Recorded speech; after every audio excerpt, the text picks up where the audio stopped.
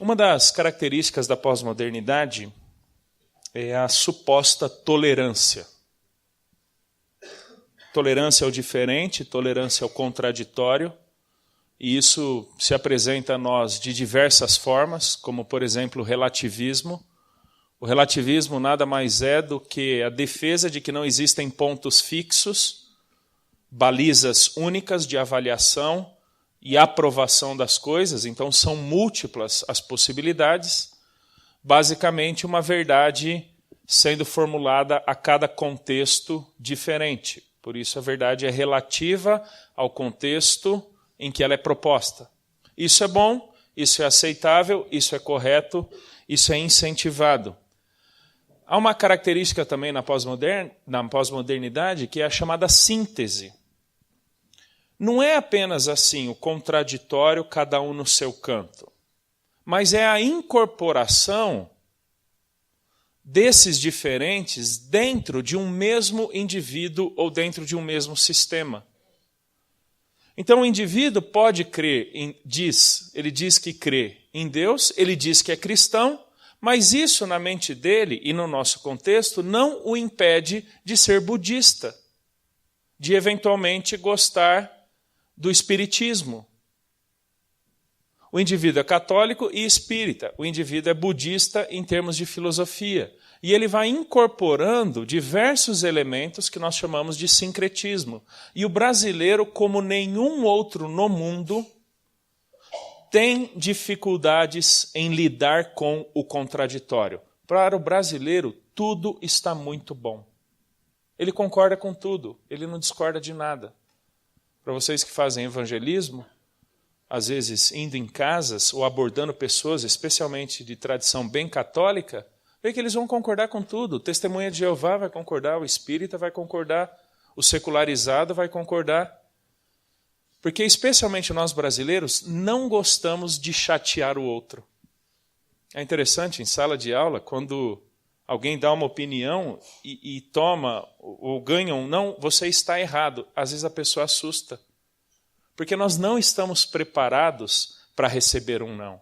Nós não estamos preparados para sermos confrontados. E aí vem U2, aquela banda irlandesa, como uma das maiores proponentes do chamado coexist. Já viram esse símbolo, coexist? Praticamente todos os shows do U2 e algumas outras bandas, mundo afora, com diversos símbolos religiosos, e cada vez outros têm sido incorporados. Símbolo islâmico, judaico, cristão, da homossexualidade, agora do árabe. Tantos fazendo parte da ideia do temos que aprender a coexistir, nós não podemos ter diferenças.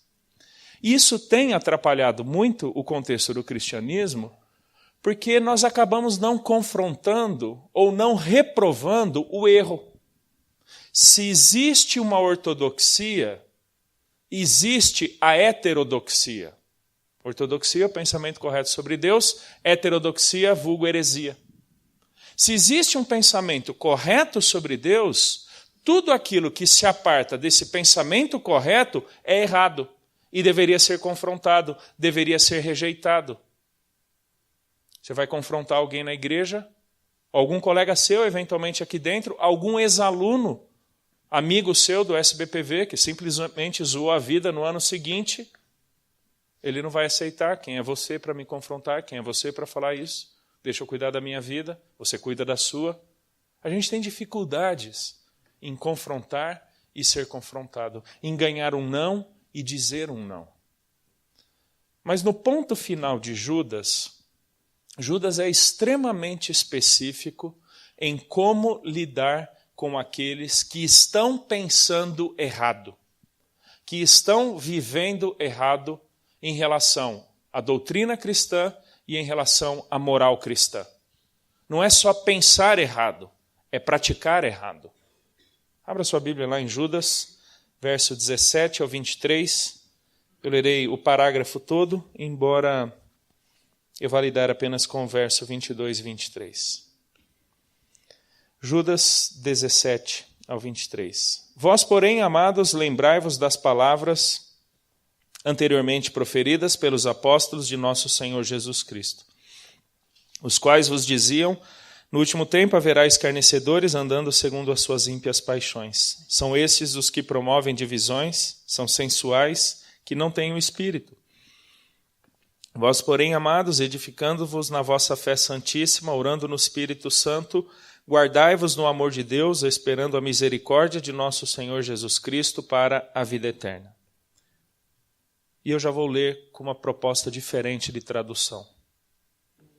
E compadecei-vos de alguns que estão na dúvida. Quanto a outros, salvai-os, arrebatando-os do fogo. Quanto a outros ainda, sede também compassivos em temor, detestando até a roupa contaminada pela carne. Gramaticalmente, tem 3 tipos de pessoas aqui, embora a revista e atualizada não tenha respeitado isso, colocado como se fossem 2 únicos grupos. O primeiro grupo, na revista atualizada, é a turma do compadecei-vos de alguns que estão na dúvida, salve-os, arrebatando-os do fogo. E segundo grupo, outros a quem devemos ser compassivos em temor. Gramaticalmente, a estrutura do texto apresenta 3 níveis distintos de comprometimento com o pecado e a heresia e, portanto, 3 tipos diferentes de abordagem da igreja para com eles, porque 3 tipos diferentes de condenação ou disciplina sobrevirão a eles. Primeiro grupo, dos que estão em dúvidas. Segundo grupo, os que já estão mais comprometidos e certamente um destino mais pesado, o fogo consumidor, sobrevirá a eles. E um terceiro, que já cruzou a linha da sanidade, a fronteira da boa doutrina, da boa prática de vida, estes detestem até a roupa que usam porque está contaminada pela carne. É interessante que Judas nos apresenta uma visão significativamente diferente do que normalmente temos quanto à dúvida. Você já percebeu que para nós a dúvida não é boa? Que nós temos dificuldades em lidar com a dúvida? Judas vai dizer: quanto aos que estão em dúvida, compadeçam-se deles. Para nós, cristãos, a dúvida é predominantemente sinônimo de incredulidade, o que não é verdade. Ter dúvidas não é o problema. Ser incrédulo é o problema. Pesquisazinha rápida. Quantos de vocês só esse ano já questionaram em algum momento a sua salvação em Cristo? Pode levantar a mão. A dúvida não é o problema. O que você faz dela é o problema. Vira e mexe, vem alguém para mim e fala: Helder, eu tenho muitas dúvidas quanto a esse texto. Eu falei: cara, não vou nem te falar as que eu tenho, para não te apavorar. Dúvida é fruto do processo do ganhar o conhecimento verdadeiro de algo. Até termos o conhecimento verdadeiro de algo, certamente teremos dúvidas, questionamentos, que nos levem ao entendimento do sentido de algo. E se você olhar no contexto de Judas, o que está acontecendo? A doutrina que foi pregada desde lá de trás, a fé, uma vez por todas, entregue aos santos, algum contato que Judas já tinha, falando da boa doutrina. Aí vem uma turma que surge lá dentro, e eventualmente alguns de fora, pregando totalmente o contrário. Isso gera dúvidas. Isso gera questionamentos. Quem é que está falando a verdade? De que lado eu me posiciono? Pessoal, isso é diferente, porque aqui eram coisas contraditórias. Isso é diferente do que eventualmente você vem a aprender aqui no SBPV, ou ler um livro, ou escutar na sua igreja, que não são ideias contraditórias. Uma é herética, a outra é a verdadeira. Mas são possibilidades hermenêuticas. O amilenismo, o pós-milenismo, têm os seus fundamentos bíblicos. Para mim não são heresias, embora eu não pense assim. Assim como o dispensacionalismo, o pré-milenismo histórico e por aí vai, têm os seus fundamentos bíblicos. Eu não os julgo como verdade final sinônimo de palavra de Deus. São possibilidades interpretativas dentro da ortodoxia, dentro do bom pensamento doutrinário da palavra de Deus.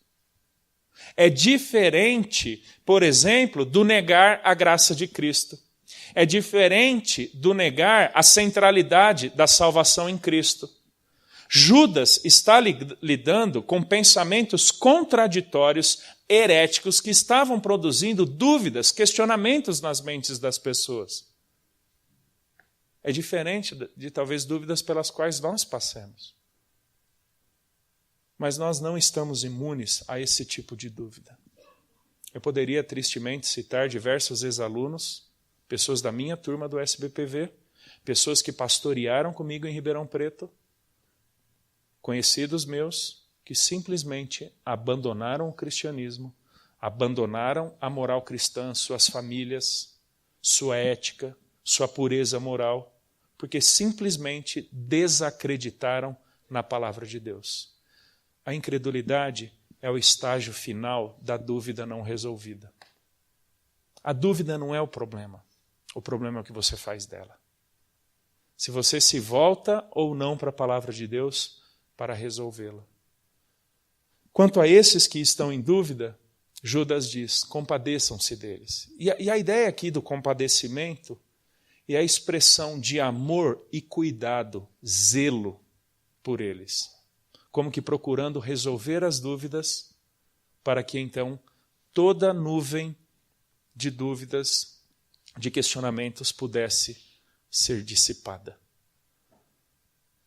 Quando você passar por dúvidas quanto à fé, quanto a alguma doutrina, quanto a alguma questão, volte-se para a palavra de Deus. Se você não consegue lidar sozinho, procure a ajuda de alguém. Procure. Acredite, uma dúvida não resolvida é o primeiro passo para a incredulidade, que é o que exatamente Judas está lidando. Quanto a esses que estão na dúvida, tenha misericórdia deles. Essa é a ideia. Compadeçam-se deles. Segundo tipo de pessoas. Só um pontinho antes. Muitos de vocês estão tendo o privilégio, a oportunidade de aprofundarem muito a sua doutrina, a sua teologia aqui no SBPV. Não olhe com descaso para as dúvidas das pessoas nas suas igrejas. Não trate como algo mínimo, com descaso, por só menos. Porque eventualmente são dúvidas legítimas. Você teve a oportunidade de aprofundar, você teve a oportunidade de ler, você teve a oportunidade de estudar. Chegue perto dessa turma, especialmente de novos convertidos. Os novos convertidos, usando aquela parábola de Jesus do semeador, dependendo da profundidade da raiz, são arrancados com mais facilidade. Não quer dizer perda de salvação, tá bom? Mas falta de firmeza, falta de aprofundamento na doutrina. Chegue perto dessa turma. Se Deus te deu o privilégio de ser instrumento nas mãos dele para a salvação de alguém, seja igualmente instrumento nas mãos do Senhor para o discipulado dessa pessoa, o enraizamento da fé. Ok? Ajude nisso. Segundo grupo. Quanto a outros, salvai-os, arrebatando-os do fogo. Salvar no sentido de resgatar. Eles estão muito mais próximos de uma convicção errada e de uma prática perversa do que os que estão em dúvidas. Eles já estão inclinados à prática do mal. Eles já estão dispostos ou predispostos ao pensamento errado. E é interessante que na medida que cada personagem aqui acontece ou é retratado, há um aprofundamento ou um crescimento no grau de comprometimento desse indivíduo com a má doutrina e com a péssima prática. Você não acorda um dia e do nada diz que vai começar a pensar errado ou cometer bobagens. Isso é progressivo. Isso é momento após momento. Isso é igual buraco na rua. O buraco começou com um pequenino buraco, que pela chuva, passou carro, vento e tudo mais, ele vai fazendo o quê? Ele vai crescendo. Para um buraco crescer, basta não tampá-lo. Para uma dúvida evoluir para a incredulidade, basta não resolvê-la. E esse segundo estágio, ou esse segundo grupo, não lidou com os seus questionamentos e, portanto, já começou a se inclinar à prática do errado. e a se comprazer no mal. Já devo ter falado isso aqui, que o meu maior medo, falei numa das mensagens para trás, que o meu maior medo é não mais palpitar o meu coração aceleradamente diante da prática do pecado. Porque eu já me acostumei muito com ele. Eu já estou cauterizado ao Espírito Santo.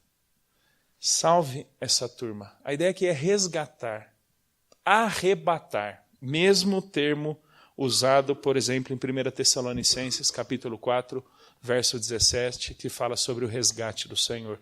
Livre-os, porque ainda dá tempo. Não sabemos se são cristãos ou se não são cristãos. Se não são cristãos, seria por meio da salvação em Cristo. Se forem cristãos, nem todo fogo é do inferno, ok? Nem todo fogo é do inferno. Fogo, muitas vezes, significa juízo depurador. Como Paulo fala em 1 Coríntios capítulo 3, todas as nossas obras serão submetidas ao fogo, para que o fogo verifique a qualidade do material. Se for palha, se queimará. Quanto mais precioso é o metal, mais ele resiste ao fogo. Não sabemos se são crentes ou não, mas essa turma aqui deveria, de alguma forma, ser alvo da nossa atenção. Talvez colegas seus, que cresceram com você na igreja, no cristianismo, que hoje já cruzaram a fronteira, e que talvez nesse mundo tolerante, nessa mentalidade tolerante, do cada um cuida da sua própria vida, afinal de contas Deus deu a vida para cada um cuidar da sua, você deixa ele lá e você cuida da sua vida aqui. E talvez você olhe para ele e fale, ainda bem que eu não estou no mesmo caminho que ele. Manda uma mensagenzinha, telefone, entre em contato, visite. Porque eventualmente, pelo constrangimento do Senhor, pelo ministério do Espírito, por seu intermédio, essa pessoa poderá ser arrebatada do fogo, não sofrendo algum tipo de disciplina mais pesada lá na frente. Interessante que toda a linguagem aqui de Judas 22 e 23 arremete a Zacarias capítulo 3, onde o sumo sacerdote Josué estava na prática deliberada do pecado, mas Deus lhe propõe perdão. Então, pela linguagem e o exemplo de Zacarias 3, Judas me permite pensar que estes que já quase cruzaram a fronteira podem ser resgatados.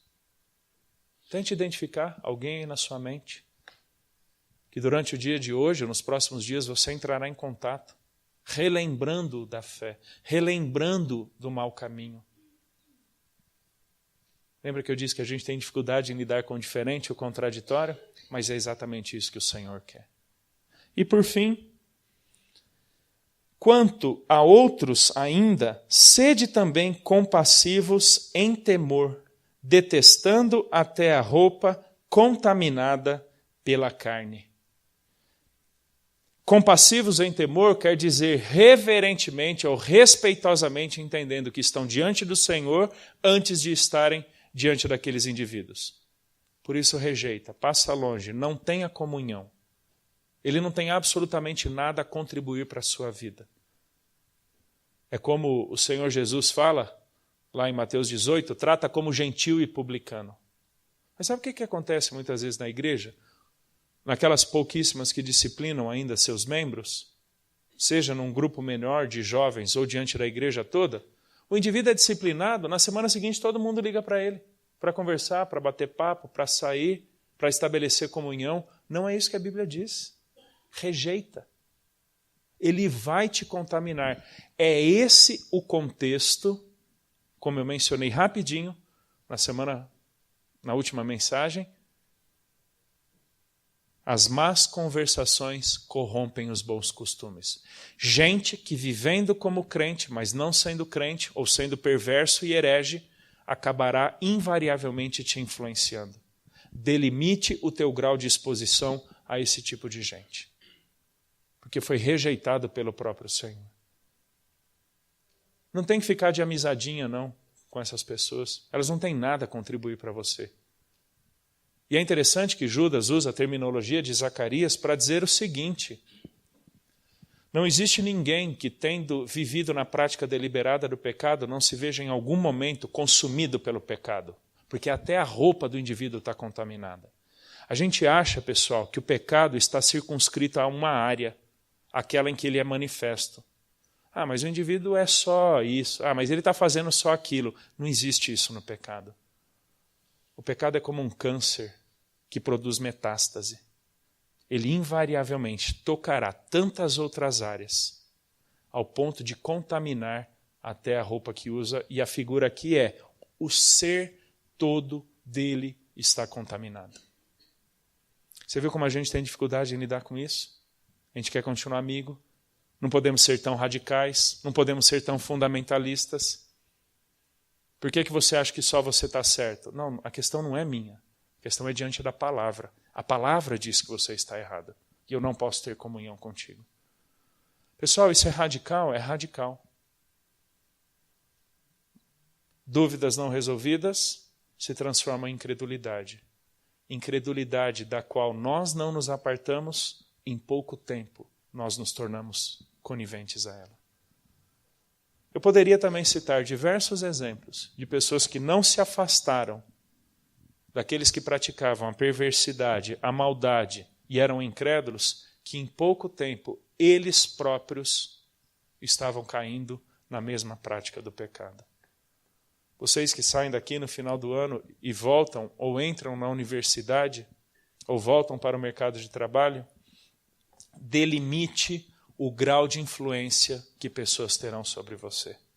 Delimite. Ser acessível é uma coisa, ser conivente é outra. Saber respeitar a diferença é uma coisa, tornar a diferença parte de você é outra coisa. E se você tem dúvida de algo, trate, resolva, procure ajuda. Não é vergonhoso, pessoal, não é. Na verdade, nós estudamos para resolver dúvidas, então procure ajuda. A boa doutrina é o que fundamenta a sua vida. E por fim, o último desafio, pratique a confrontação e saiba receber confrontação. Por favor, saiba. O autor de Hebreus falará diversas vezes que devemos nos exortar uns aos outros para que não se ache um coração incrédulo no nosso meio. A incredulidade é progressiva. Se você já chegou perto dela, peça ajuda, para que você não cruze a fronteira. Vamos orar, e os versos 24 e 25 ficarão então para o segundo semestre. Pai, nós agradecemos ao Senhor pela Tua boa doutrina expressa na palavra. Agradecemos pela nossa salvação em Jesus, o que já nos possibilita, então, o conhecimento das Escrituras e uma vivência compatível com a nossa nova identidade em Jesus. Ajude-nos, ó Deus, na resolução das dúvidas, não nos permita cair na incredulidade. Ajude-nos a ajudar outros que talvez estejam caindo no pecado e se comprazendo nele. Ajude-nos a confrontar pessoas, a nos exortarmos mutuamente. Deus, que sejamos instrumentos da Tua graça naqueles que têm caminhado em desgraça. Ser conosco também no final do semestre, nos dê habilidade no gerenciamento do tempo e no completar de cada tarefa com excelência para a glória do Senhor. Pedimos isso em Cristo Jesus. Amém. Bom dia.